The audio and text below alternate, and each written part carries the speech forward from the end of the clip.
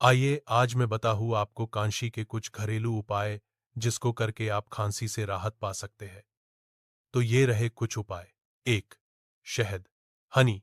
1 चम्मच शहद गुनगुने पानी या चाय में मिलाकर दिन में 2-3 बार लें। 2. अदरक जिंजर। अदरक का रस प्लस शहद 1-1 चम्मच।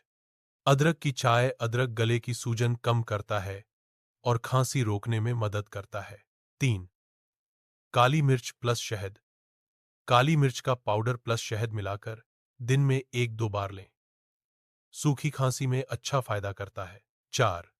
भाप लेना स्टीम इनहलेशन। गर्म पानी की भाप 5-10 मिनट लें। बलगम ढीला करके खांसी कम करता है। 5. हल्दी वाला दूध टर्मरिक मिल्क। सोने से पहले 1 गिलास गर्म दूध में आधा चम्मच हल्दी।